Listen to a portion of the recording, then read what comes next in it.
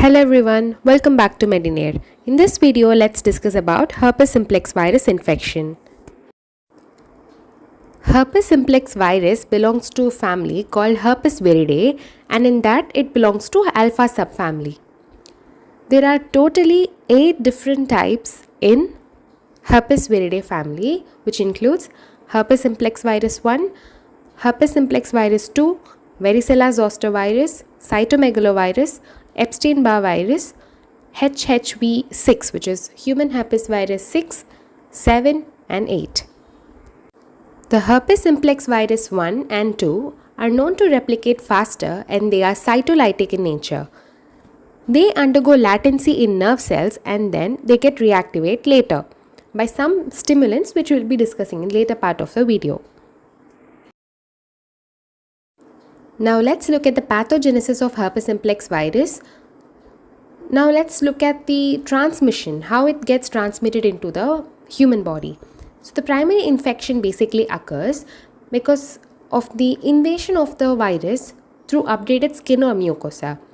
The HSV1 gains access to human body by oropharyngeal contact with infected saliva or direct skin contact, whereas HSV2 gains access through sexual contact and rarely vertical mode, which means from mother to the fetus.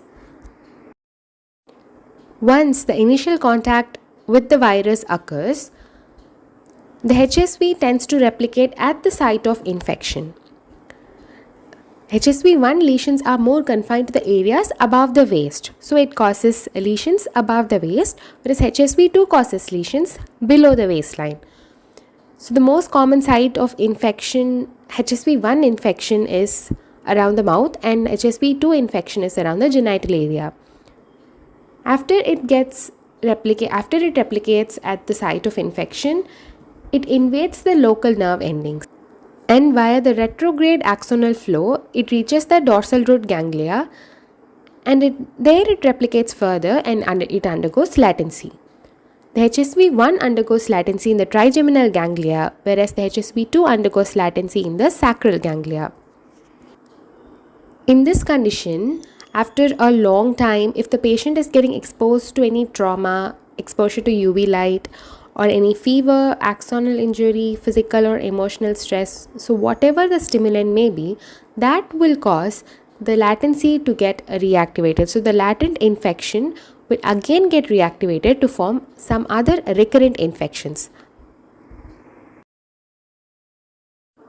Now let's move on to the clinical manifestations of herpes simplex virus infection. So let's talk about the orofacial mucosal lesions first. So it manifests as primary gingivostomatitis, before which we have 1 to 3 days of viral prodrome of fever, loss of appetite, myalgia, and also accompanied by headache and nausea. So primary gingivostomatitis is a primary infection, right? Sometimes the patient may also complain of pharyngitis and ulcerative stomatitis and tonsillitis. The term herpes labialis here, actually the word labialis means lips. So there are painful vesicles near the lips. The nervous system related clinical manifestations will be encephalitis, meningitis, autonomous nervous system involvement, transverse myelitis, Guillain-Barré syndrome, and peripheral nervous system involvement.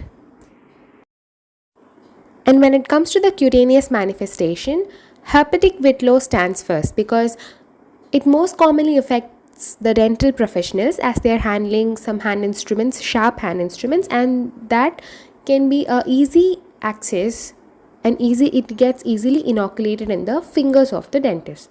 So it causes lesions in the fingertips. So that is herpetic whitlow, and it can also cause febrile blisters, herpes gladiatorum, which is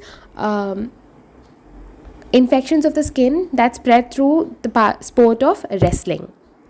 And it also causes eczema herpeticum and erythema multiforme. One can also find conjunctivitis and dendritic ulcers of cornea or vesicles on the eyelids, and also it may lead to corneal blindness. And HSV2 is mainly known to cause genital lesions bilaterally as painful vesicular ulcers. It is also associated with fever and inguinal lymphadenopathy. Now, in neonatal herpes, the newborns actually acquire herpes infection either during from the birth, from the maternal genital tract, or in utero. So it can happen either ways. And the clinical features would be the baby would manifest with local lesions involving skin, eye, and mouth, and it may also have encephalitis and some disseminated diseases. Now let's move on to the lab diagnosis. The various ways through which we diagnose herpes simplex virus infection are detection of the HSV in the lesion and detecting viral glycoproteins, and by detecting viral genetic glycoproteins, serological assays, viral culture, and also by histopathology. So first, the method used to detect HSV in the lesion are bright field microscopy and fluorescent microscopy. The bright field microscopy is most commonly used nowadays, and it is used to visualize the cells and the tissue infected with virus. The specimen is collected by scraping the lesion with blade, and it is transferred to the glass slide. So now after transferring it to the glass slide, we are going to stain. So the staining is done using Giemsa stain, that is the Zank smear, and a right or periodic acid skip staining. So that will show the viral cytopathic effects such as the multinucleated gene cell forming the syncytium. So the major drawback of this method is that it lacks specificity, that is, it cannot differentiate between HSV1, HSV2 or varicella zoster. The next method in detection of HSV in the lesion is fluorescence microscopy. Using this method, we are going to detect the antigen either by direct immunofluorescence or indirect immunofluorescence. We use fluorescent labeled type specific monoclonal antibodies, and these fluorescent molecules are the antibodies tagged with fluorophores, and these target the glycoproteins which are present on the surface of the virus. But it has a major drawback that it can show some false negative or false positive results due to cross reactivity of the antibodies. Now let's detect the viral glycoproteins using agglutination assay. The most widely used is latex agglutination assay. So what we do actually is we take the samples that are collected with the help of the swab, and we're going to test the sample that is prepared by using specimen buffers, that is commercially available agglutination test. So after we mix that solution, the latex particle coated with the HSV specific antibodies are added to the test well, and another well is control. So in one well we are going to test, and in another well there is control. So the positive samples will agglutinate, and it can be detected with the naked eye. So this is regarding the agglutination assay. And when it comes to the Western blot assay, it is considered as the gold standard for detection of type specific HSV antibodies, and it also is helpful in differentiating the different types of HSV infection. So that is not available in case of bright field microscopy where we saw previously. We can detect the viral antigen, that is viral genetic material, using polymerase chain reaction. So this polymerase chain reaction actually targets a specific sequence of genome, and it allows rapid amplification of the viral genome. And we can also do some serological assays, like we are gonna detect or identify the antibodies of HSV in the blood. So within few days, like primary HSV infection is associated with high level of immunoglobulin IgM titers that occurs within few days, but after some several weeks, permanent IgG titers will indicate that there is previous infection, but there is no protection against the reactivation. So initially it was IgM, right? So now it's IgG. So that process is called seroconversion. The viral culture method. So isolating HIV by cell culture along with herpes typing is a gold standard method for diagnosis.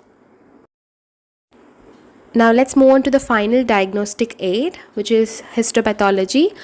Usually, HSV lesions are not advised to be biopsied because the clinical appearance, the history itself is sufficient to diagnose it as herpes simplex, and all other previous methods are sufficient for diagnosis. But yet, if you do, you can see multinucleated giant epithelial cells at the edge of the ulcer, and the nuclei would exhibit typical molding and exhibit ground glass appearance. So that's about this video, and the treatment of herpes simplex virus infection will be uploaded in the part 2. So please stay tuned for that video. And if you guys found this video helpful, please do subscribe. And thank you for watching.